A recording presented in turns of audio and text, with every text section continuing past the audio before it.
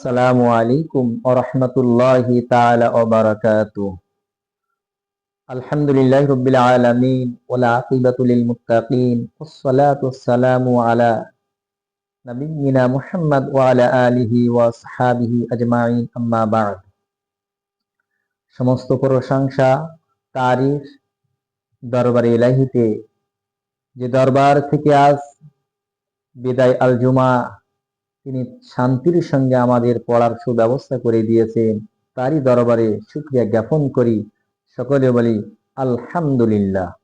সাথে সাথে আমাদের প্রাণ প্রিয় নবীর প্রতি উত্তম দরুদ ও সালাম সকলে বলি সাল্লাল্লাহু আলাইহি সাল্লাম।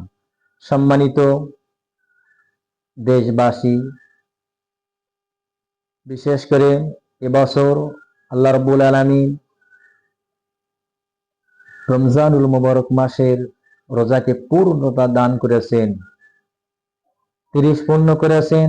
আল্লাহ রাব্বুল আলামিন দরবারে লাখো শুকরিয়া।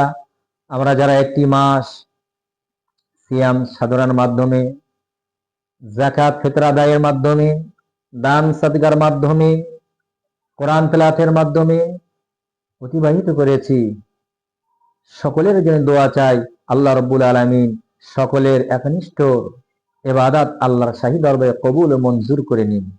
আল্লাহ রাব্বুল আলামিন যাতে করে রমজানুল মুবারক মাস এমন একটি বরকতপূর্ণ মাস, যে মাসে একটি নফল আদায় করিলে আল্লাহ 70টা নফলের সওয়াব দান করে থাকেন। এই বরকতপূর্ণ মাসে একটি ফরজ আদায় করিলে আল্লাহ রাব্বুল আলামিন 70টা ফরজের সমতুল্য আল্লাহ সওয়াব দান করে থাকেন। 1 টাকা দান করে আল্লাহ রাব্বুল আলামিন সবচেয়ে কম দরজার তার আমলনামায় 70 টাকার সওয়াব দান করে থাকেন। সম্মানিত দেশবাসী, আগামী দিন ঈদুল ফিতরের নামাজ আমরা আদায় করব ইনশাআল্লাহ।